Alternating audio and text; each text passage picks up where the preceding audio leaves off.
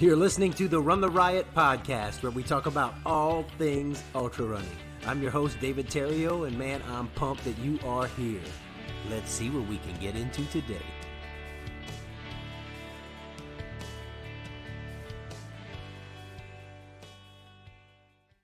I am excited. Today on the Run the Riot Podcast, we've got Mike and Sandra Smith. Welcome to the podcast, you guys. Thanks.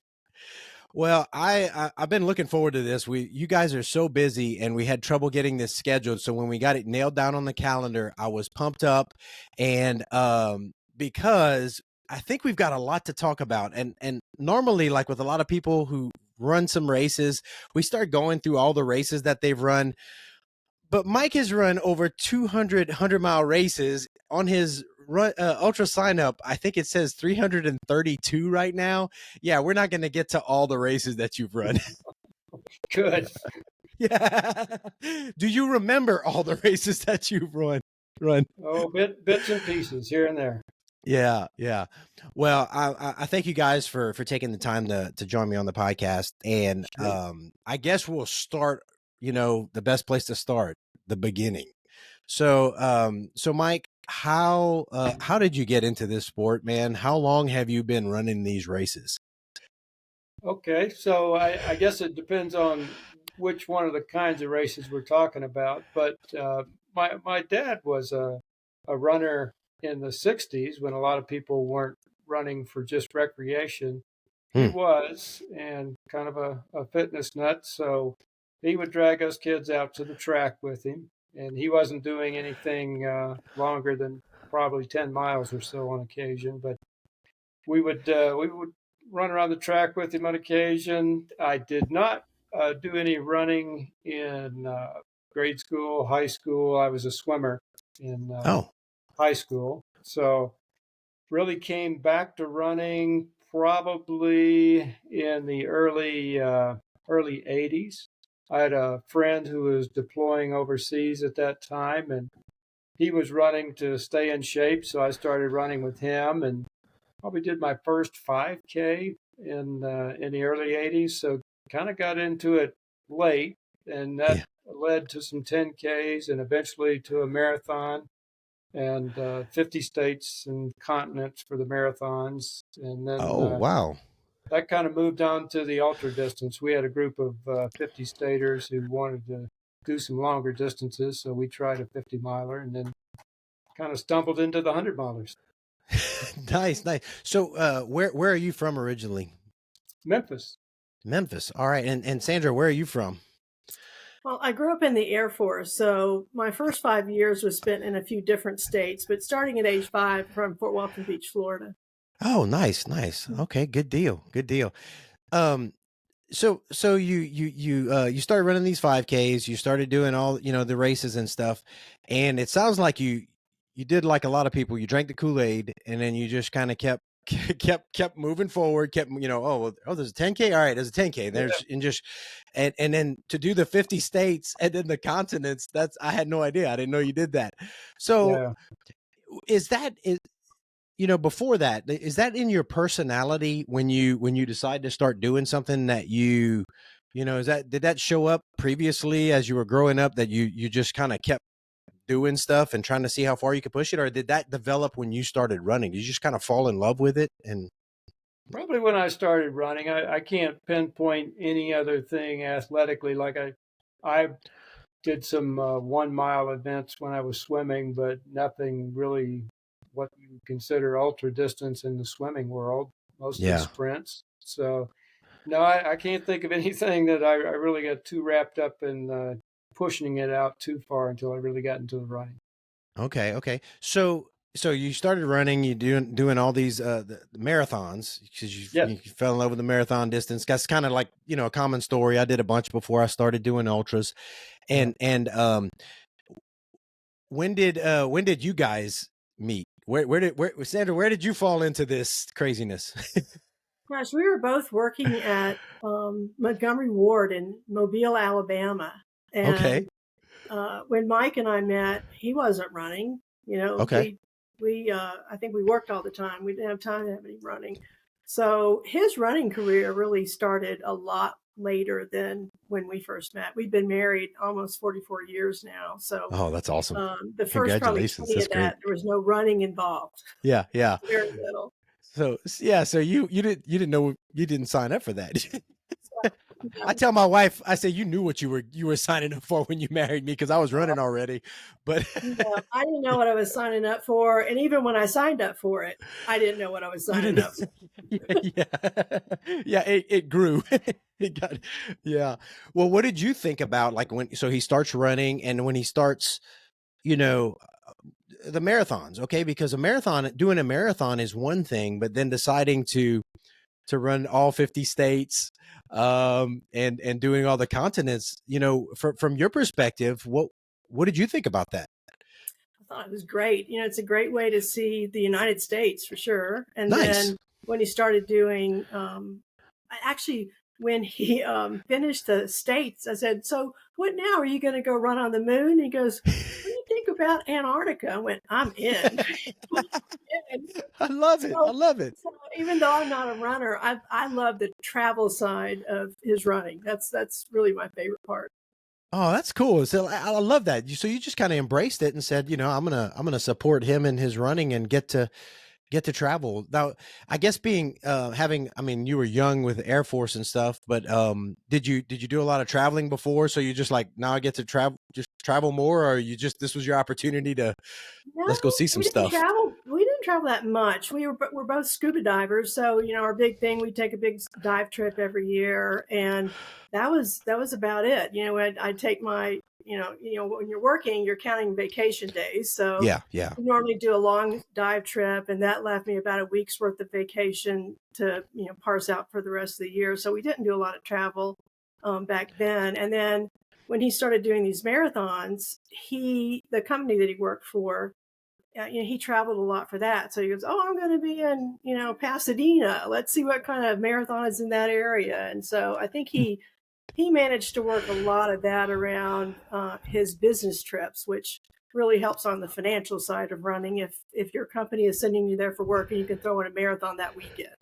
Yeah, that was kind of what I was going to ask. If you guys were working, and to be able to travel and do all 50 states, and then to the continents, how long did it take you to get all 50 states when you decided to set that as a goal? I did my first marathon at Disney in 95 and didn't do another marathon until 96 and Disney again. Then I started doing a few marathons a year, but really picked it up probably around 2000, because I finished the 50 states in fall of 2002, I think. Okay. So All right. all in 7 years, but pretty slow start at it those first few years. You ramped it up. Yeah. I can't remember what the last continent was. I think New Zealand. I think maybe. So. Oh, yeah. Man. So Australia, New Zealand, we did the Auckland Marathon. And that was probably 2012, 2013, somewhere in that area. So, yeah. Oh man, that's cool. That's a cool goal. I need to get my wife to sign up for that. So it's because what a way to. New Zealand's. It's funny you mentioned that, because we're big Lord of the Rings fans, and we want to go there. I want to go to Hobbiton and do all the Lord of the Rings tours and stuff. So go run a race and then see all that area. That's what we did. Schedule a race and then work a tour. Before it, after it. It's nice. One of the prettiest places you'll ever see. Oh man, that's fantastic. So you guys are so you're signing up, you're doing all these races, you're working and stuff. Mm-hmm. When you discovered you did the 50, you discovered a 50-mile race. Now, marathons are all on the road. You're doing all these roads everywhere. Were you running like other trail races and things in the meantime, or did that happen when you started when you discovered like ultras and like 50-mile? Did you say, "Oh, I really like trails," or something? How did that happen? Mostly on the road, like you said. There was a couple that just to get a marathon in a state, we might have to do a trail marathon somewhere. So that was the only trail running. Did a little bit of training. So I was living in Indiana at the time, and was doing some training on trails. but wasn't serious about the trail running yet. And then Sunmart they don't have that race anymore. 50 miler in Huntsville, Texas was the first true trail race that I did, first ultra also.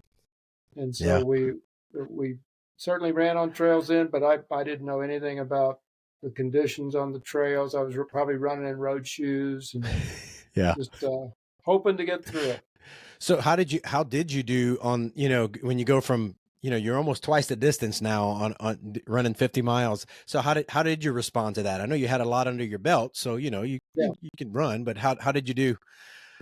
Pretty well again. And I credit it to not knowing any better because I just ran it like I would a marathon. And I think I ran about 9 hours for that 50. Nice. And only because I didn't know maybe we should be walking these hills right now. Yeah. The nutrition, even the hydration was all a guessing game at that point. So yeah. just a little faster because I was probably just trying to do it like a road race. Yeah. What year was that around roughly? Sunmart, I think, was 98, maybe 99. Okay. Yeah, probably 99 because Umstead was 2000 and jumped up to the 100 there pretty quickly. So that was your so I was going to ask, your first 100 was Umstead in 2000? Yes. All right. Sure, it was 2000. Yep. All right. So so you've gotten to see my first 100 miler, my first ultra was actually the Cajun Coyote. I think you ran it when it was Cajun Coyote, and you've done Loup-Garou. I've done it both ways too. That was my backyard. I did a lot of training on those trails. I remember I think I did 6 of those Cajun Coyote races. There's been a lot of miles out there between those and Loup-Garou for sure. Oh yeah, I bet, man. And so but since 2013 to now, man, there are so many races to choose from, so many 100 milers all over the place. So you starting around 2000, I bet you've really seen the growth of the sport and how do you pick the races you run? I notice you find runs you like and people you like and you go back to them, but how do you decide what you're going to do next? Yeah, that's a good question. The 100 milers when I started, and really the only resource that I knew of at the time for finding the races was probably Stan Jensen's site, run100s.com. Yeah, and big spreadsheet. yeah, I would look at Stan's site, and I think we had all of maybe, I didn't even think it was 30 100 milers at that point in time. So it wasn't a whole lot to choose from. I was primarily focused on the 100. I did some other 50s, JFK and Amadas out here and some other 50s, but mostly I was kind of already taken with the 100-mile distance and really wanted to focus on those. Really liked Umstead, so you're right. I picked some races that I'd want to go back to. An Edie's race, Loup-Garou is the same thing. But I was trying to do some different hundreds too, and I would come out west here. Again, I was living in Indiana until 2016, so I would still come out west.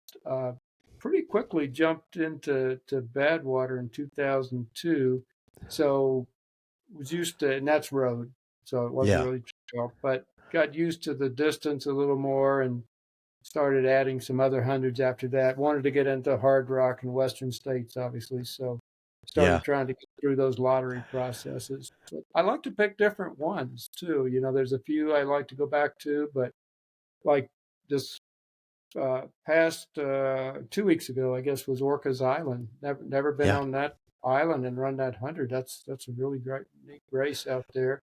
So I really do like to pick some different ones out there and try to do those different states. Yeah. So what was it about, you did all these, and it's pretty funny, like on your ultra sign up, I was kind of looking, and of course you got to scroll a whole lot to look at it, but I was looking and I saw these other races, and then you hit the 100, and then you there were some others in between, but then you just kind of like, it's hundreds. What was it about the 100-mile distance that captured you? Like what I don't know. How did you fall in love with it? Yeah, I think the ultra distance in general, especially 50 miles and above, but the hundreds in particular, I've never been a really fast runner, so it gave me a chance to really figure out, sometimes it's not the fastest people that are able to finish the hundreds. It does take some logistics and some planning that is not required, obviously, in a road race. Yeah, you have to learn some lessons about nutrition, hydration, running overnight. Yeah. And trust me, I'm not somebody you want to ask about training for 100. That's on my list. kind of just being able to finish one. I've been pretty lucky at that. Last year wasn't great. Had a few DNFs there, but usually the attraction to me is if there's particularly a good race director and group of volunteers there, that's always nice to have. But seeing some of the same folks out there and just I think the process of picking the race and talking to people about crewing for you and getting to know the other racers, if there's any there that you know already, that's great. But you really get a chance to know people a lot better during an ultra distance event, and particularly anything 100 miles and above, I think. Nice. Yeah, and it's pretty amazing the relationships that you create, especially when you're back and forth and I lost you. Oh, we lost you for a second. And we're back. I don't know what happened. Can you hear me? Hello.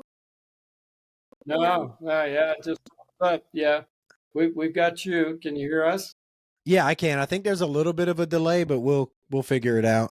Okay. Yeah, hopefully it's not too much of a delay, but so what I love about the trails and what I love about ultra running is the relationships that you make, the people you encounter. You suffer together with somebody else, and there's a bond there. In fact, one of the posts when I asked for questions and I told them I was interviewing, you guys, was Mark Henn, who's somebody I've run with. We've been on some kind of teams together with Ultra, and he posted he met you and he's running alongside of you, and he asked the question like, "Hey, you ever run Umstead?" And he said it was like he slowly pulled out, you weren't bragging, or you said, "Yeah, I've run it," and he said, "Oh, how many times?" Because he was thinking about going, and I think you've run it like in the teens times or something, and he was anyway, he was just talking about how it was really cool to get to know you, and he realized like, who is this guy? This guy's this runs some races, but you never know who you're going to meet on the trail, whether it's somebody running their first ultra or you're running with Mike Smith. But so you have since, I know it's over 200. How many 100-milers have you run? As of last weekend's 215. Oh man, that's so you see my little, I think I've done 17 of 200 of 100 or more, and I've got a few buckles up there, but like I'm humbled, man. Like that's no, it's really amazing. So you fell in love 4 in the last 5 weeks. I don't doubt it. That's wild. So here's you fell in love with this 100-mile distance, and are you guys are you both still working when you really started cranking up these 100-milers? No, okay. For the first 100 I finished, I was working because I can remember I was pretty much retiring as I did that 100th 100 at Umstead. And that was 2016. Okay. So what I've done since then, I've done 115, I guess, since then. So that's the last 8 years, almost 8 years. So. Okay, so let's go to you're running 100 hundreds between the year 2000 and 216. You guys you're still working. How did you so Sandra, how did you I don't know, how did you figure out your place in this, and how often were you able to jump in and crew and travel for these 100-milers? Like what's going through your mind when, you know, this crazy distance and he's out there running it? How did that work out? Well, I quit working in 2005. Okay. So up until 2005, I really didn't crew for him very often. It might be, you know, a race a year, maybe two, Okay. especially if it's a good location like Colorado. Yeah, I was living in Louisiana at the time, and going to Colorado in the summer is a whole lot better than summer in Louisiana. I'm with And you. then after that, it was really easy for me to fit in. Okay. And he's pretty good. You know, he'll go, "Hey, what do you have going on last weekend in April?" You know, so he's learned. You know, he wants me to be there to crew for him. We got to sync our schedules, and we have a pretty good method of getting that done. Nice. But I think I was very lucky. I had a good group of friends so I was in Indiana for about 18 years, and I had a good group of friends there. A lot of them would crew, pace, even do the race with me. I had one friend out of Chicago, Beth, that I don't know how many hundreds we actually ran together, and her husband's really, at the time, was a really good 100-miler too. So I had a, you know, backup crew and pacers for a lot of those races. And if I didn't, I just worked it out where I checked out the logistics and made sure I could do it on my own, that had enough drop bag locations and aid stations that I thought I could get through it. So. Yeah. How many did you, you know, you started doing, and when did you have the goal that, hey, I'm going to try to do 100 milers, or did you just keep running them until you realized that it was a thing? Yeah, I tell you what, I couldn't pinpoint a date, probably as I've got 70 or 80 races done. Somewhere in that range, probably I thought, okay, there's still a possibility of finishing them, but never started with that goal. It was just, and it was a slow start because I did one Umstead race. It was a year later that I did the next Umstead. No hundreds in between there. So not a very fast start at it. I wasn't quite sure whether I was ready to switch over from the marathons, and was still trying to finish some goals there. So can't pinpoint a year in there, but probably I had to start paying attention because I wanted to make sure Umstead was my 100th. So I had to start paying attention to the scheduling and the timing. And if I didn't finish a race, I had to add another race. And that's pretty good. I like that. So I guess it being your first, I haven't run Umstead, but I know some people that have. It just, I guess it has a special place in your heart. Is it because of that, or is the people, or what's good about it? Brag on Umstead. Highly recommend Umstead. Just a great group of people. I'm on my second and third race director there over the years now. This will be 23 years I've done it in April this year. And it's just a great group of people. Rhonda and Chris are the race directors now. It's not a particularly difficult race, but I tell people 100 miles is 100 miles. You know, you go out there, and it's a looping course. We do, they're going to have to alter the course a little bit this year, but I think typically it's 12.5-mile loops 8 times. And those are challenging for some people. I know some people that don't enjoy the looping courses because it's easy for them to drop. You're running by your vehicle, literally at Umstead, that you can park along the course. Yeah. And you're running by your vehicle and your crew 8 times to to some people. They'll also let you take a 50-mile finish there, which encourages some people, I think, to drop it at 50 at times. So it's a challenge, but I would recommend it highly, especially for those folks who want to get a 100-mile finish. They pride themselves on getting people through their first 100-miler there. I love it. Well, that's, you know, you talk about loop course. My first was at Cajun Coyote, and you know, that's 5 20-mile loops, and I had to get my head around it, you know, and I ran that course a lot in training, so I would go do it twice on a Saturday and stuff. But Edie sent me an email that really helped me, where she talked about my headspace, you know, your first loop, just have fun, enjoy it, take it easy. Second loop, third loop's going to be tough, but just having your head that you'll be more than halfway done when you're finished. And, and anyway, and that's how I did, like any ultra, especially 100 milers and above, you got to just kind of wrap your mind around the next piece, and just, not embrace the whole thing, because it'll mess up your head. Yeah. Well, we tell each other a lot of times, it's just get to the next aid station. Yeah. Just get to the next one. So Sandra, you started, you're crewing, you're doing that. And, how many, I guess, out of these 215 100 milers, how many do you think you've crewed? I think the best I can tell, around 130, 140, somewhere in there. Some of them, it's been so long ago, I don't know. Was that the bear, or was that they kind of all run together? So probably more than anyone else in the world. Let me put it that way. That's pretty amazing. I'm gonna let my wife know that. she crew, and we're still working. And so, we do the planning thing, and she's like, can we do a vacation that's not running? And we do, but had that same conversation with him. Can we do a vacation with nothing involved? It's like, well, we've got to travel there anyway. What?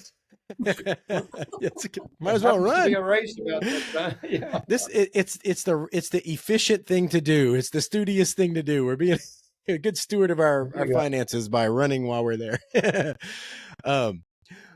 But so in crewing all this, man, I love that you that it's a team effort, and that you wrote a book. So how did your crewing evolve over this time? Like, what you're doing now compared to when you first started? Like, how does that look? How's it changed? Well, when I first started, I was absolutely clueless. I like, how hard can it be? I remember asking myself, how hard can it be? Yeah, my wife will laugh at that too. Really hard.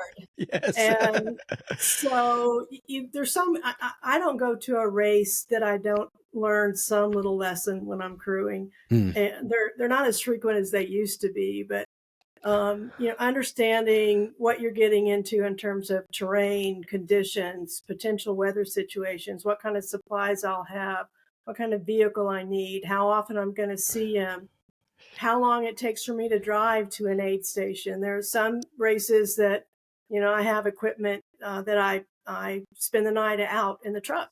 It's I like camping. Mike doesn't like camping. But I like it. And so for me, instead of driving 80 miles back at 1:00 in the morning, I'd just rather inflate my bed in the back of the truck and sleep in there, Nice. So, taking the lessons from every race and, getting that in your thought process when you get ready for the next one does any of this apply? What's unique about this race? Are there any, where I used to spend a lot of time reading blogs and Facebook pages and anything I could find, especially a race we've never been to. And I do that now. If it's a race we've never been to, I try to find out as much as possible. And still, like, Orcas Island, when we went to that was the first time. And there's still this sort of anxiety that I have about, okay, is this all going to work? And what if things go wrong? And you can only plan so much. And after you figured out your plan, then it comes down to reacting to what goes right and what goes wrong. Yeah. So, Mike, have you come to, I don't know, does it help you to know that she's there waiting, and, have you come to it, I don't know, you have more peace, and like, you rely on her when she's there. It just makes your race run much better. Definitely. From good answer. Yeah, coordinating what I'm doing in an aid station, and it can be the difference, David, in me taking 10 minutes in an aid station versus having to take 20 minutes because I'm changing shoes and socks and clothes. And if somebody's kind of in advance got all that prepped and ready for me and ready to do it, and sometimes your hands are so cold that you really can't do some fine things that you need to be doing with your hands at that point. And it just helps to have somebody crewing for you there. And obviously, from a nutrition standpoint, I'm a runner that really likes to have real food out there. And when Sandra can bring me a chicken pot pie or a hamburger or a hot dog, or that's just great. That's just great, because aid stations do the best they can, but at times, it's a little less going on there as far as hot food and things that you particularly like to eat at that point in time. So it's, oh yeah. So I would just say makes things a heck of a lot easier. At the same time, I'll tell you though, we're careful. So most of these meetings occur at aid stations, a lot of them with drop bags. We learned early on that I'll still have everything I need in that drop bag and not count on her getting there with it. Yeah. So that would be something I'd put out there for folks is have a crew. It's nice to have your crew there, but be ready to be self-reliable, I guess. That's in the book. Yeah. That's in the book. Yeah. Okay. That's good. That's good. Learn that lesson. Yeah. Well, when things go wrong, if you've got his drop bag and, we were at a race last year that I was held up for over an hour by cows. And so that's great. you can't plan to be held up by cows.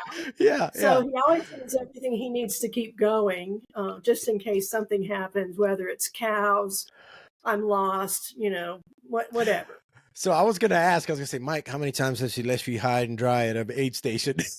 It's happened this many races. It's had to have happened quite, I think if I had to guess, I would say 12 to 15 times. Well, it's not bad. I would say that's not bad. Yeah. No, that's fantastic. Boy, those were at the same race. It's just like everything went to hell in that race. But yeah.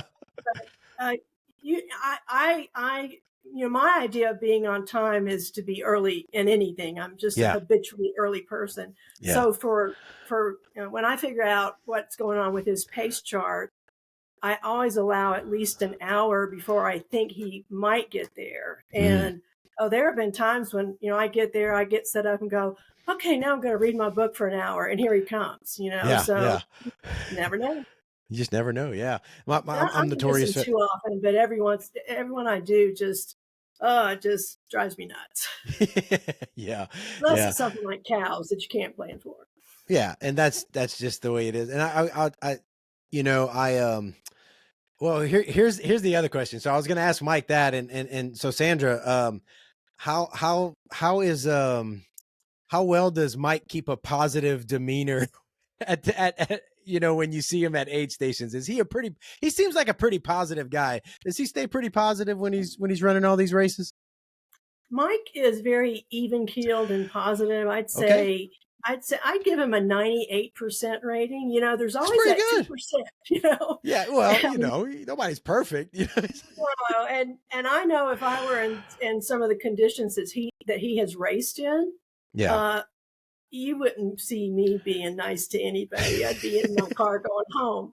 Well, he's, at his worst, he's kind of terse, and I've learned not to let that hurt my feelings. But he usually comes in, encouraging other racers, thanking the volunteers, and just a great mental attitude there.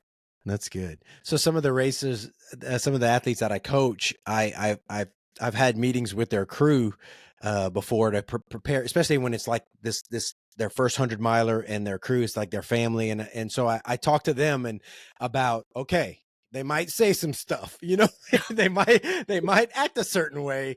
Don't take it personally. Like, realize right now, just say, okay, be positive, try to get them to, next aid station. And it's always been funny to talk to them afterwards. And they're like, oh, I'm so glad that you told us that. And the runner's like, you told them what? That's why they were being so nice when I was being a turd. It's like, we were at the Javelina last year, and this runner came in, and I don't know if this was her husband or boyfriend who was crewing for her, but he got her drop bag. He was sitting like 12 feet from where she was coming in, but she didn't see him when she came in, and she started beating him over the head with a water bottle. I told you not to move my drop bag. I'm going, holy cow, I've never seen runner abuse like that. I mean, crew abuse like that before. And man. she was crying. She was so upset that he touched her drop bag. And I thought, well, why do you have him here? But yeah, no kidding. Personality changes can be a thing at an ultra run. Yeah. Well, my wife, when she crewed me for Tahoe, she said she saw somebody treating their crew like that, and she said, "You better never treat me like that." It's like she said, "I will leave you." Yeah. We don't pay him enough to take that kind of treatment. Yeah, I've told Mike, you're mean to me. I'm just home. Yeah, you got this. You're gonna do this drop bags the rest of the time. But it is fantastic to have, especially like, okay, so just for an example, we're gonna talk about, I love Edie and Lou Garou. That's my people, and so like just that race. So I've run it in so many different conditions and I'm sure you have too, because I didn't even count. You probably run that quite a few times, that course between Coyote and Lou Garou. So but just that, it's in December. Sometimes it'll be kind of warm and muggy. Sometimes I saw snow the first time I ran it. I'm running. I thought I was hallucinating at night. And it was like, no, it's snow flurries. I was like, okay, in South Louisiana, let's go, but it helps to have, somebody there, a crew to help you make those decisions, pivot, make sure you're dressing right, make sure you're eating right and drinking according to the conditions, because, when you're out there that long, I mean, I don't know, maybe you probably got it down pretty good, but I can get a little poor on decision management. Well, there's been, like I said, some really tough weather years. We did one year, I don't know how long we ran in the rain there. The whole time. It was like a semi-tropical storm that came into South Louisiana, and we were in Louisiana 5 days, and it never stopped raining. And he came into the pavilion there, and he's just like shaking uncontrollably. I'm going, you just need to quit. This is ridiculous. He said the water was like thigh high and it was cold. And like, you need to quit. You just need to quit. It's weird. I'm the one telling him he needs to quit. And he's going, no, I'll get warm if I keep moving. And he kept moving and he finished that race. But the conditions were horrid that year. Yeah, it happens. And like when you compare people's times and races and all that stuff, when you're trying to figure out difficulty, you've got to take into consideration the weather, whether it's a hot year, cold year, and all that. So, and you can read, and that's why it's important. Like Sandra, that's great that you go and read the blogs, because you'll read, somebody had the good weather year and everything's great, and warm fuzzies, unicorns and rainbows, and, but then you read somebody else's and it's like, it was a monsoon, we almost died. Right. And you just have to be ready. And I guess, like for a newer races, like Orcas Island that you guys went to, there's probably, you probably could read some things, but it's fairly new if I recall. And so there's not a whole lot. You just gotta, and then you're flying there, I guess. So you gotta figure out what you can bring and what you can't bring, and just try to make smart decisions. And it's the kind of place that the weather can be all over the board.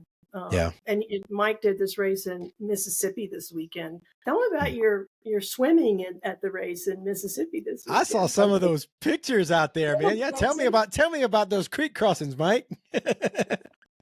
Well, I've done that 50 there, I guess, probably 9 times. And so Dennis started the 100, not this year, but last year, and run it both years. And normally, have you ever done the Mississippi 50? Have you been on that course? I have not. No, I haven't. Okay. Would recommend it highly. Again, does a good job there, and he's got a good setup. Again, a looping course. We do a 12.5-mile loop 7 times, and then we do a shorter 6-mile loop. So there's typically some water crossings that you're going to get your feet maybe up to your calves, and if it's rained anytime recently.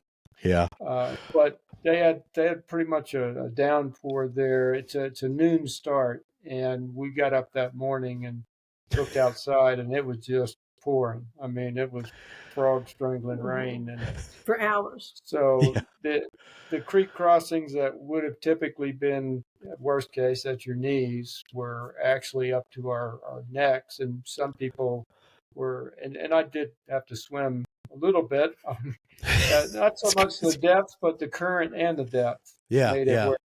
your footing. So you'd be doing a little bit of swimming. My swimming background really came in. Yeah. There you go. Multi-sport. A little breaststroke out there. But, it just was runoff from all the rain just built up. And Dennis got some ropes across those crossings. So it definitely wasn't something you would have envisioned having to do during the middle of a 100-miler. But in Mississippi. In Mississippi, what I tell people, David, is those are the races you'll really remember. Yeah.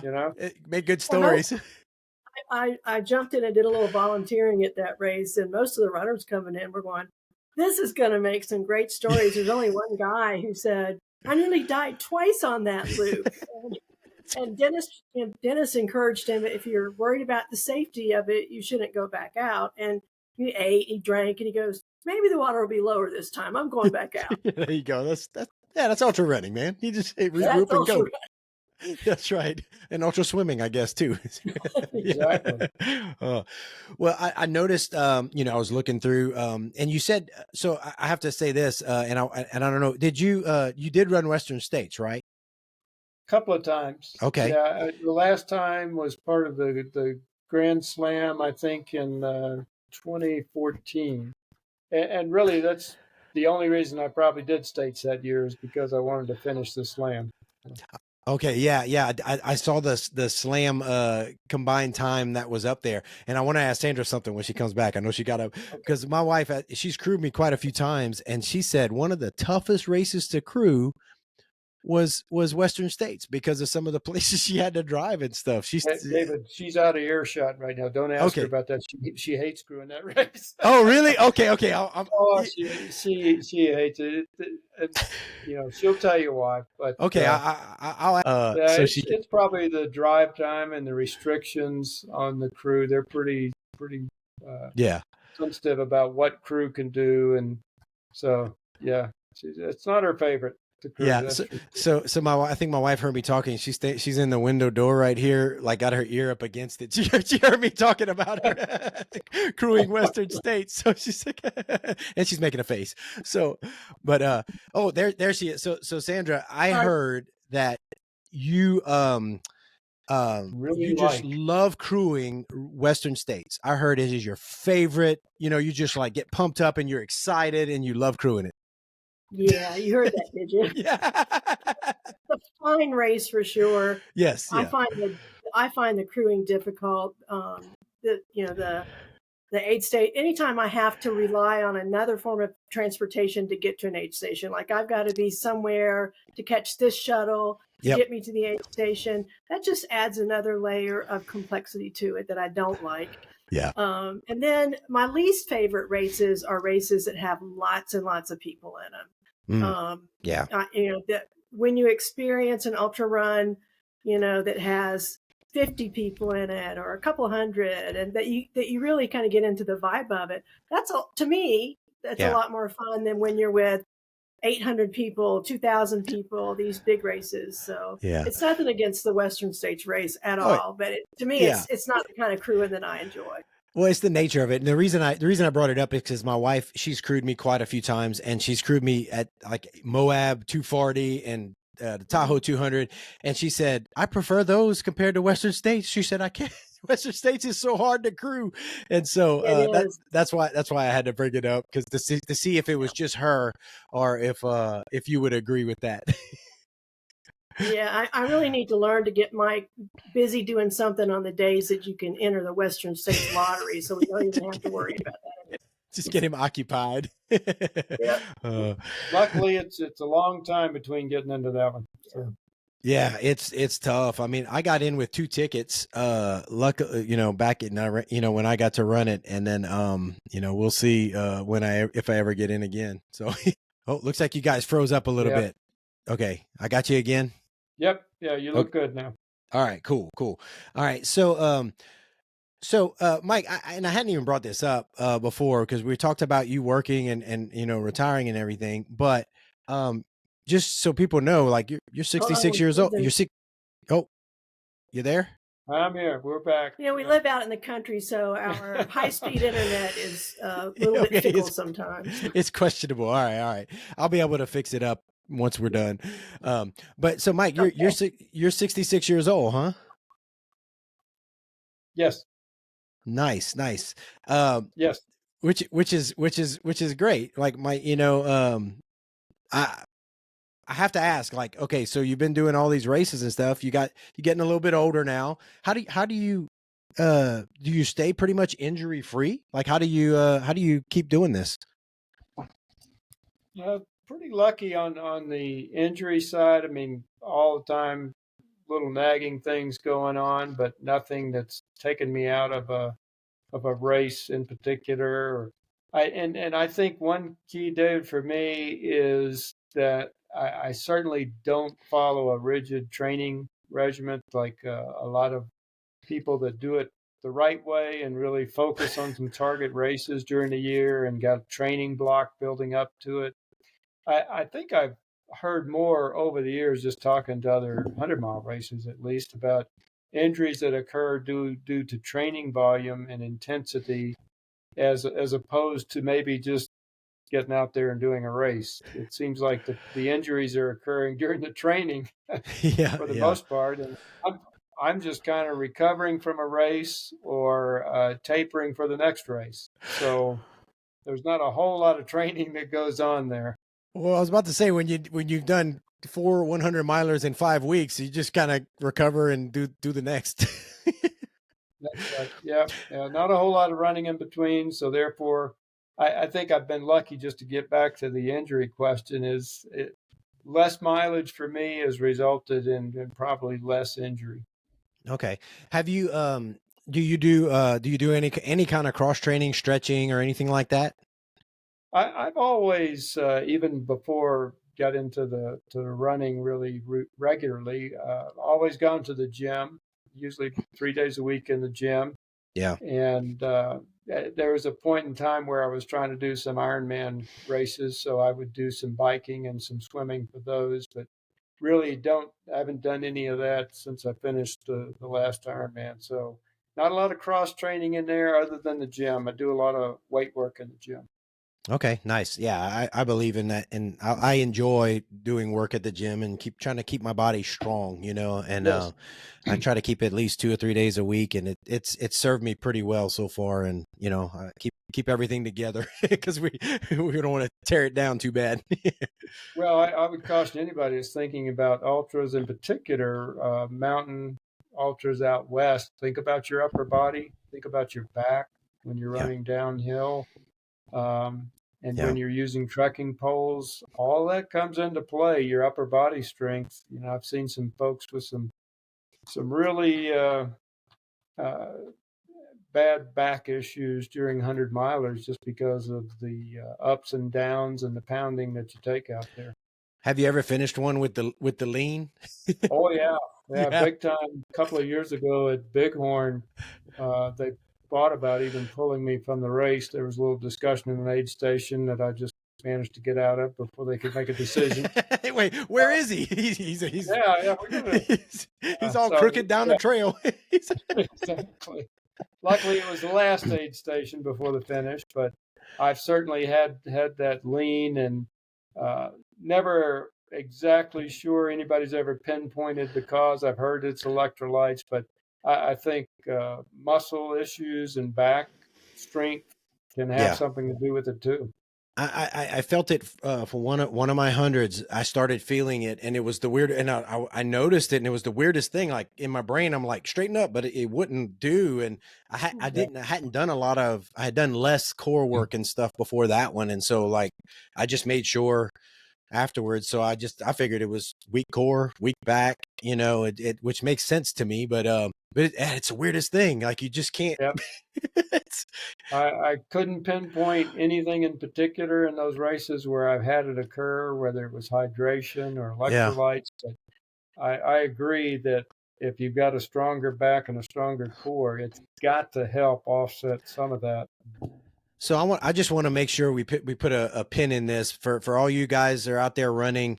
Listen, Mike's been out there. He's run so many, ultras, all these terrains, and he's 66 and he's still going. And he's in the gym 3 days a week. So just remember that. That's important. It's an important thing. I think, we like to run, so we run, but you got to keep everything strong. So I just remember that. That's really important. Good balance. Yeah. So let me check my notes here real quick, because I have some notes, and then we've got to go to the listener questions, because I have a few. Even Edie has one about something you mentioned earlier. That's going to be pretty good. Let's see. We talked about injuries. We talked about training, cross training. Oh, this isn't on the list, but I noticed that you go back to Hawaii really often. Now, is that you or Sandra? Well, it probably was a little bit of both. When I first started going out for hurt, I would go out by myself. And I'm not sure when you started going, but at some point, not only did she go, but she actually works the kitchen there at sweet. At the nature center. So I think they only let me in the race now because they want her to come work. Hey, do what you got to do. Yeah, it was a race that took me at least 5 or 6 times before I finished the 100. They used to give us a 100K finish there, so they don't do that anymore. You have to finish the 100-miler to get a finish, but it was a little too easy to take that 100K finish sometimes. Yeah. But it's a great race. Again, yeah. Changed the race directors over the years there, and John and PJ just started a great event there. And John unfortunately passed away a couple of years ago, but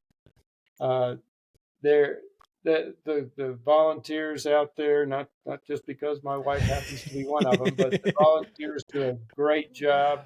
It's a really tough 20-mile loop, especially when you're going there in January, and it's hot, it's humid, it's basically the jungle, it's mud, it's roots like you were probably never going to run through anywhere else. Literally, where you can't put a foot down between the roots, they're so close together. But it's just the kind of thing. I think I've done it 18 times now. Oh wow, I didn't realize it was that many times. That's wild. Yeah, well, we should say out of that 18, David, there's only 6 finishes. This year I made it to 92 miles, I think, and missed the cutoff there. So it's a race I love to hate. Yeah. So I lived on the island for a year, and I got to hike some of those trails, and that was before I was just doing marathons then. And so when I found out there was a race on there, because I've hiked them, I know the exact routes you're talking about and when they get slick with mud, and I had trouble hiking those things when I found out there was a 100-miler on it. And this past year, a runner I coach, Austin, he went out and he finished it, and I was tracking you too on the race. And but I mean, I don't know, it's they call it the HURT. I know it stands for Hawaii Ultra Running Team, but that's a hard race, man. Well, I would tell you, if you know those trails, go back out there. Well, go back out there. See if I can convince the wife to go to Hawaii. I want somebody to share the misery with me, All right. We'll have to look into that, because I would love to be miserable in Hawaii again. It's a great group of people, and they put on a great race. That's why it's so popular. Yeah, I love the spirit out there. Just the people in Hawaii already, but from what I've seen and people I've talked to, the whole race, it's like it's ohana, it's family, it's it's beautiful. So man, no, I keep going back, man. Hopefully I can make a trip. I'm gonna mention that to the wife after this again. Just kind of keep putting it. Just ask her if she wants to go to Hawaii in January. Okay, all right. We'll see what happens. She's probably smart enough to know there's a race behind that question. Oh yeah, she'll know. She'll know. She'll know exactly what it is. So looking at all the questions I have, I think I covered all of my main things, but I want to make sure before I get to the listener questions, I want to make sure and talk about your book a little bit more, Sandra. So what is the name of the book? Crewing for an Ultra Run, Start to Finish. Nice. So when did you decide to write this book, and how long did it take? Over the years, I've had a number of people that I talk to while I'm crewing and say, "Oh, let me tell you what I do in this situation," or "Let me show you how to recalculate your runner's pace." And I've had somebody say, "Oh, you should write a book." And I just really didn't have time, because if I'm going to do a book, I really want to put together, something I'm going to be proud of. Yeah. And it took until COVID for me to go, okay, I got some time on my hands now, because we weren't traveling. Yeah. So one of my girlfriends and I, there's a couple of these remote cabins, Forest Service cabins up in Colorado. We like to go out there and stay and hike and spend a few days out in the middle of nowhere with no cell service. So I took a spiral notebook and a pencil and just made this furious outline of everything that I wanted to put in there. And I think the first typed version of it was like 60 pages.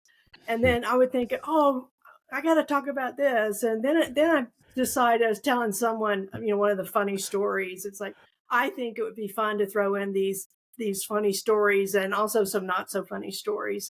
Yeah. And then there's some gear that I just really like to use when I'm crewing. So I, threw in a section about gear. So once I added stories and gear and pro tips and, some other things, I think the final version is 130 pages. So I basically doubled it. But I just kept, I'd write it and I'd edit it, and then I'd take it to a race with me and go, I forgot to put this in it. And then my last little litmus test, I gave it to two of my friends who have nothing to do with the ultra running community. Yeah. I said, okay, let's pretend Mike just said, I need you to crew this run for me. You know nothing. Will this book get you there? And they gave me great feedback. So, one example is my girlfriend Penelope said, I had to read for a while to figure out what a drop bag was. I've never even heard that term before. Wow. Yeah. And then my friend Charles, his input was, there's a lot of detail in this book. I went, yeah, that was the point. And he said, but, some people may not want to read all the details. So maybe have like cliff notes at the front of each section. So he had, a bullet list of suggestions about it. And the last thing was, by the way, I don't ever want to crew an ultra run after reading. That's good. Tell Mike he's on his own if he needs it. Yep. So I had the time to really think about it and put it together, and I just enjoyed it. I had fun putting it together, and I love the print version. I did it in a print version, a paperback, like 8.5 by 11 paperback, and a Kindle version. But to me, the print version that you can take out to a race with you, there's places for notes, and that book is about how I have learned to crew and the things that I consider. But if Mike is a like middle to back of the pack runner. If you're crewing for the number 1 and 2 runners, you probably have a different strategy. Right. But a lot of those tips can help you if you've never crewed before. So the paperback version that you can take out like a field manual, I really like that one. Yeah. So for people that want to check out the book, where can they get it? On Amazon. Okay.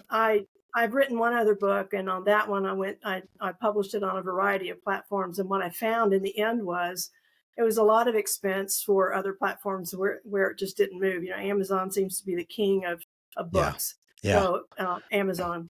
Cool. And now I'll look it up and make sure and have the link in the show notes for people to check it out. That'll be good. Thank you. Yeah.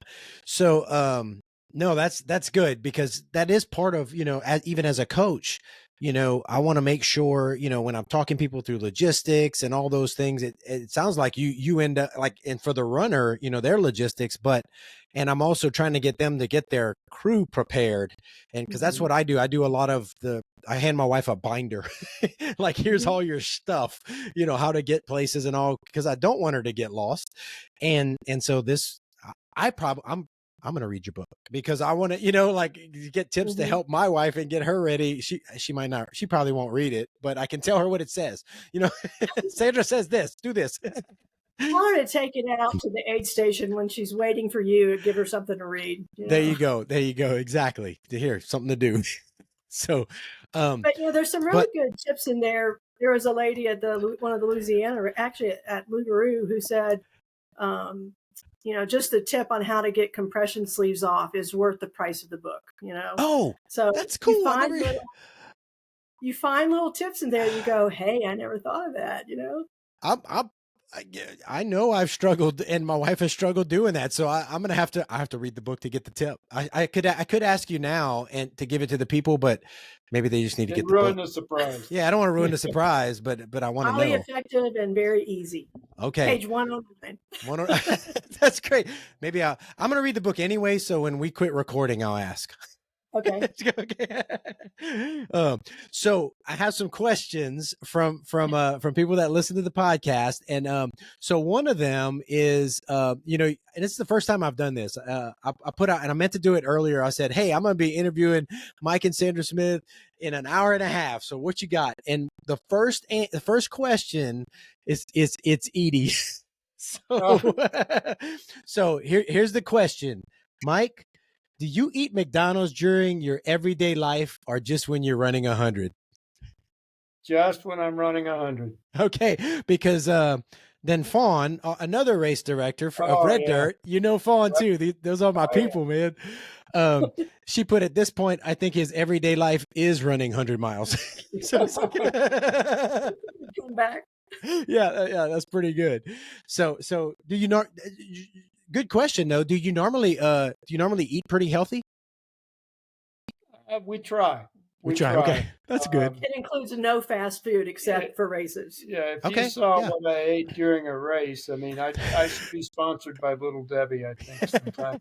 Dude, that's a lot of calories. It's a way to get a lot of calories quick, man. Oh, yeah. So I don't eat anything like what I usually eat during an ultra. That's, so which or just preparing for an ultra. Yeah, which Little Debbie's do it for you? Which ones are your favorites? Oh gosh, the oatmeal cakes are great. Oatmeal pies. Because they're soft and they go down good, huh? Yeah. If it's not a hot race, I do the Nutty Buddy bars, the peanut chocolate bars. Yeah, I like those. I've done the donut, the square donut. I don't know exactly the name of those. Those square donuts. The coffee. No, yeah, I know what you're talking about. Yep. Yeah. And what else, Little Debbie? I think that's all Little Debbie. She had me try the oatmeal pies that have peanut butter in them. I don't see those anymore. They still make them. They're one Little Debbie oatmeal peanut butter pie has 390 calories in it. What? Yeah. Yep. I haven't seen those. Christmas, I'll do the little Christmas cakes. You got to celebrate. It's like. Oh yeah. Yeah, he could be sponsored by Little Debbie's and Milo's Sweet Tea. Oh, so Milo's Sweet Tea. All right. We have one of those plants like a few miles from my house where they make Milo's Sweet Tea here. Really? Just north of Tulsa. My go-to. We always have a jug of Milo's. I'll tell people you can keep your Gatorade and all the other energy drinks that you do in electrolyte drinks. Just give me some sweet tea. Do you do okay? So you do sweet tea, but do you do like salt tablets and stuff sometime too to get the salt? Okay, I do. Is that how you get your electrolytes mainly? Mainly the salt stick, electrolyte tabs, and I do sports legs. I think they have less sodium and some other things in them that I'll try to work those in on occasion, but definitely get more electrolytes that way probably, and I'll eat some salty food, but more electrolytes just that way. Well, I don't drink anything but water. Okay. And when I'm at the aid station and Sandra's there, I'll drink the sweet tea. Okay. Well, while we're talking the trash we eat at during ultras, have you ever tried Rice Krispie treats? Yes. Rice Krispie treats. I used to do a lot of those, and was just looking for something a little more dense. They're kind of bulky. Yeah, for the calories you get there. So I was looking for. I'm all the time looking for the smallest calorie dense thing that I can get. Like a double stuffed Oreo, I think has over 100 calories per cookie. Are you serious? Yeah. Serious. Oh yeah, you got to look at double. Read those nutrition labels. Vanilla double stuffed Oreos in particular. I like. Can't do a whole lot of the chocolate ones with vanilla, and then nutter butter cookies. You can get nutter butter cookies. They're 2 times the filling in them. It's great. Vienna fingers, anything like that. But you look in our pantry, and other than having some left over from a race that I'll take to the next race, I won't have those in the house. Yeah.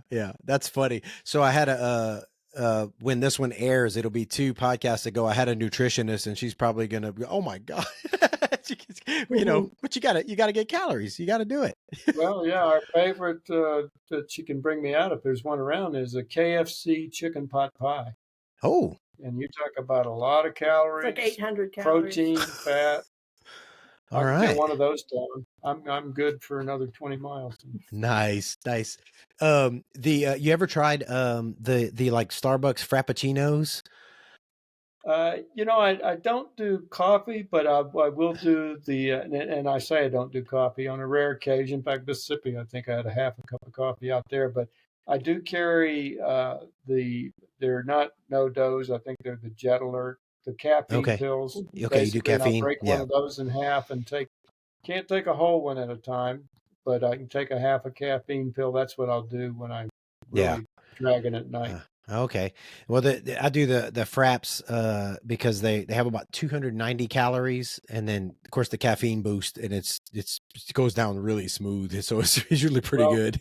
Try if you're looking for the caffeine, try the sweet tea too. Okay, all right, Milo's. That's a big sugar and caffeine boost.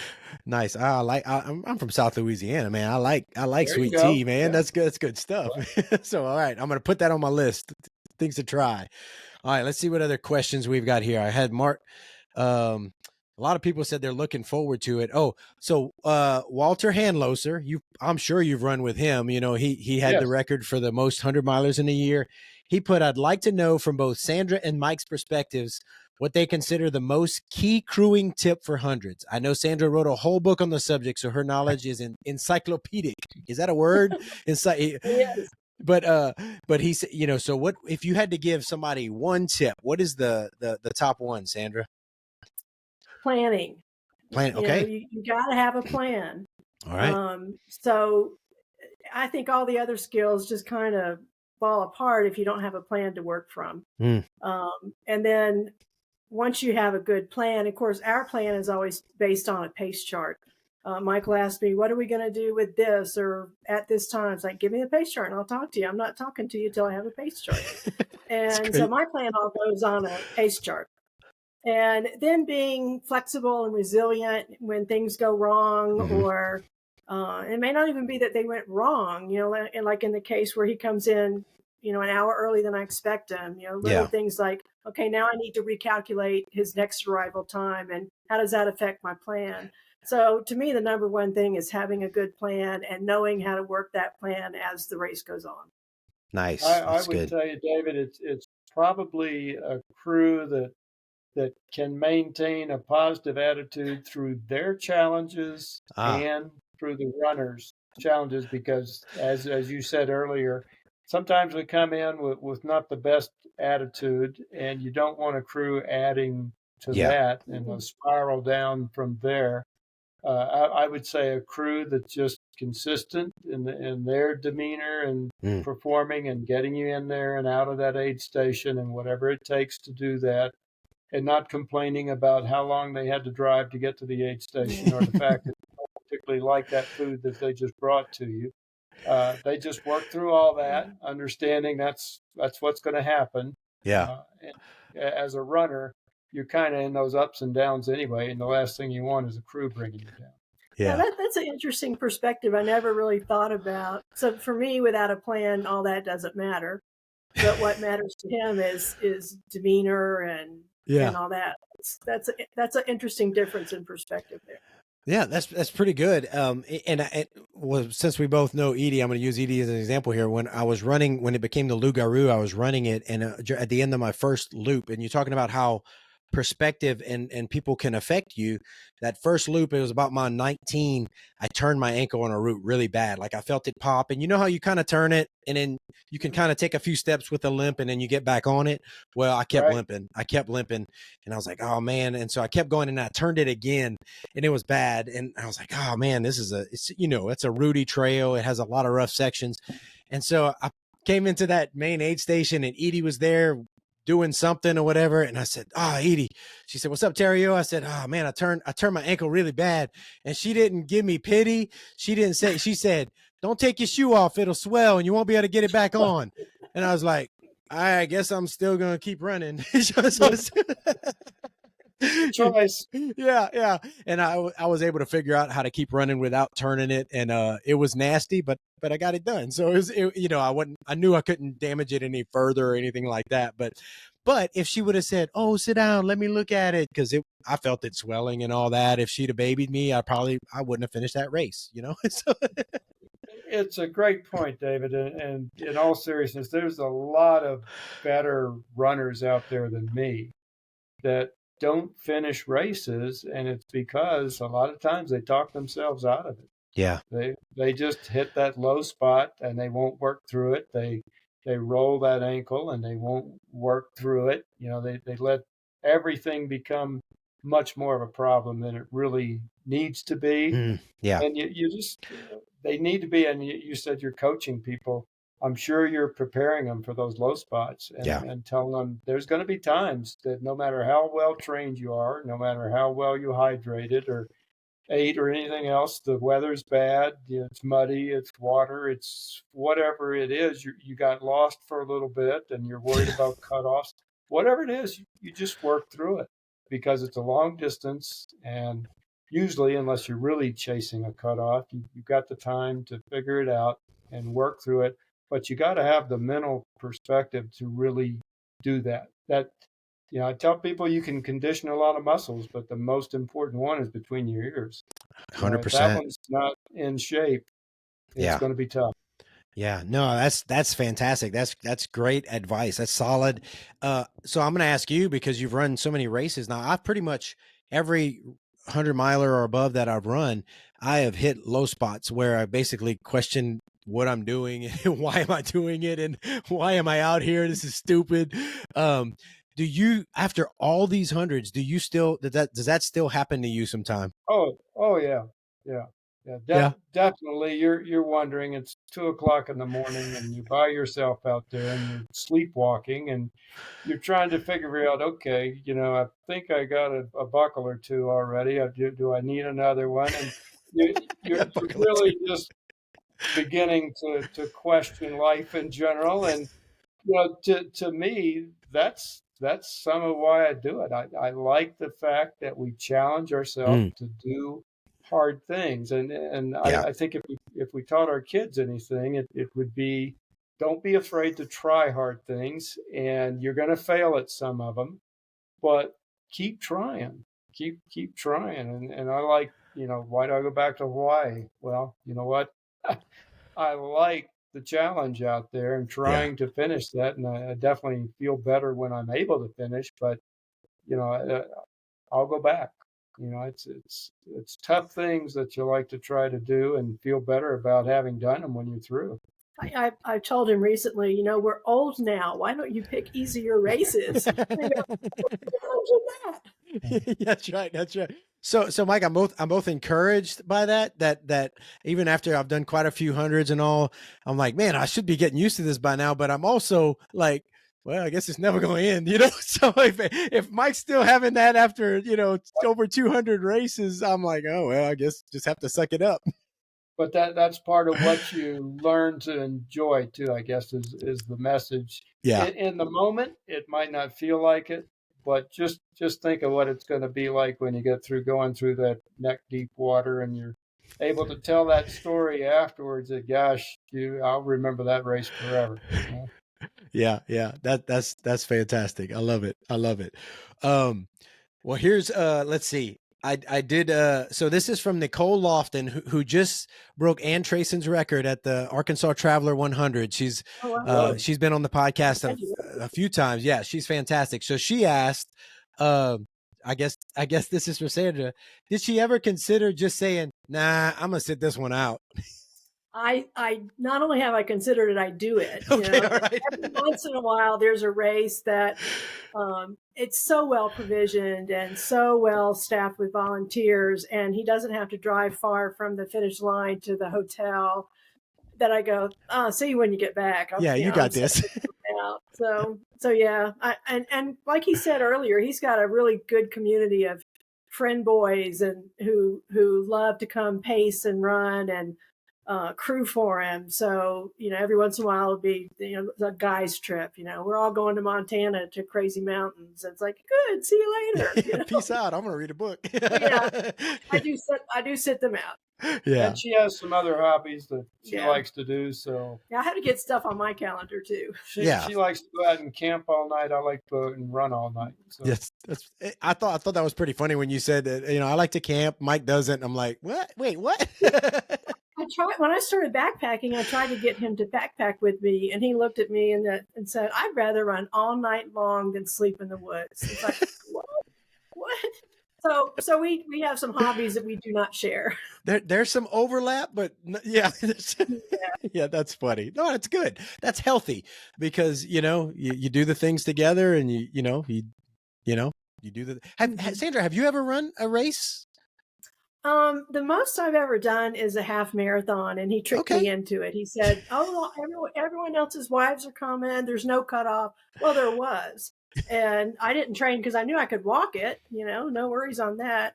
So I think I've done maybe 3 half marathons, but I consider them social events, not running events. Okay, gotcha. I don't like running. I'd rather hike, backpack, but running doesn't feel good to me. Okay, yeah, nothing wrong with that. One of those was the Mardi Gras half marathon down in New Orleans. Oh, yeah. Nice. That's cool. I've done that marathon before. It's good stuff. And so I got another one here. Kevin Griffin. This is a more practical one. How do they discuss A goals, B goals, and C goals before, during, and after the race? So, how does that work out? Well, Mike only has A goals. He's going to go finish the race. And so B and C will come, we don't really, the only thing that we've ever really planned ahead is Mike knowing that if I don't show up at an aid station, just keep going. There's something's going wrong with my routine, whether I'm, lost, delayed, whatever, flat tire, stuff in the mud. If I miss 2 aid stations, it doesn't really matter how many aid stations I missed. If I haven't been able to get myself out of the situation, he's not going to be able to get out of a race and figure out where I am and deal with it. So the biggest thing with our planning is don't worry about me. I'm pretty self-sufficient. If I'm missing an action, worry about it at the end of the race. Everything else comes up during a race. If he's running ahead of time, if he's running behind, if he's really chasing cutoffs, if his stomach is sick, and the things that I've brought, I have driven ridiculous amount of miles to go get something he wants just to watch him spit it out on the ground. And we just want to go, I want to kill you right now. I'm going to keep a smile on my face. So it's all those little things that go wrong that, or get off track. And we have a pretty good routine of talking about those while he's in the aid station. We don't do I have my master plan, which is my pace chart with all the data that I have on it. Beyond that, it's just what happens during the race. And, I might say, we had planned on me bringing you food for this next time, but what I figured out is that I really can't get to town and get back. So, we're going to do this instead. So it's a running dialogue with us, pun intended. I think I would just add that she's right. I don't have prioritized goals. So finishing is the number one goal when you're mid to back of the pack runner like I am. Yeah. Any finish is a good finish. Yeah. Well, and I figured you were going to say something like that because my wife knows, like, when, I give her a pace chart with different paces, possibilities, and sometimes we throw all 3 of those options out the window. Sometimes I'm faster, sometimes I'm slower, and we just, like you said, recalculate and move forward, and we'll see what happens. And usually ends up I start way too fast and then blow up at the end. That's common mistake. I've been there. Yeah. I'm gonna PR this. No, I'm not.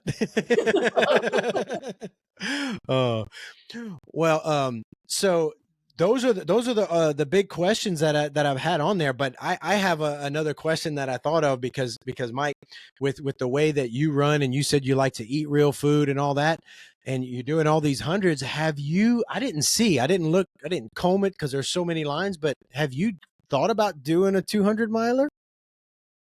Just long enough for somebody to tell me they would definitely not be out there with crew to. That would be a boy trip. Okay, so for those of you listening, Sandra's just shaking her head. No. All right. We've done probably the longest distance other than Badwater. Yeah. We run Baton Rouge to New Orleans on the levee. Oh, you've done the Rouge Orleans, huh?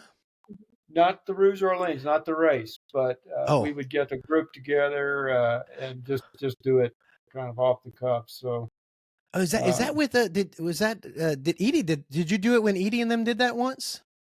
Edie and I never coordinated a year where we could do it together. Jerry Sullivan. So Jerry, that's who I was trying to jump in one year with Jerry and them, the Great Mississippi River. That's what we did. Okay. Sam Landry, Jerry. Yes, that's a great group of us. Oh man, I've still got some of those buckles if you're ready to do it. So I did it when the last year for Rouge Orleans 2015. I did it, and it was my second race of 100 miles or more, and that was definitely something. It was I hallucinated for the first time during that one. So, but that would. I am interested. So, yeah, Walker was gonna do. He did the voodoo one year, but then it's hard to get permitting and stuff to do a full blown race. So I guess a group of people can just jump on there and run, though. Exactly. I think that's the better way to do it. Just kind of a badass thing. Okay. Well, I tell you what. You let me know if you're gonna plan on doing one, or maybe I'll reach out to you. We may just have to plan something like that. I would like to do that again. We'd have to get Edie and crew together and see if we couldn't get a group interested. I bet we could. And so, Edie, I know you're going to be listening to this. Let's do it. All right. Well, guys, I thank you so much. I know we're on the edge of time here. Thank you so much. It's been great. I'm glad we could work out a time. Mike, you inspire me with all that you've done, and I know that you couldn't have done all that you've done without the pretty lady sitting next to you. And so you guys seem to just make a fantastic team, and that's awesome. And I guess my last question will be, Mike, when are you going to quit running 100 miles? Well, when it really stops being fun. All right. Well, it's still fun. I still enjoy it. Well, I hope we do another podcast 5 years from now and you're still doing it, and I don't know, maybe 10 even. Let's just keep trucking, man. We'll be able to talk about your first 100 then. All right. I don't know. We'll see. Yeah, gotta convince my wife. Gotta talk to my wife. If we could convince her, I'd be in. There you go. Yeah. Well, she heard me. she just said, "Shut up."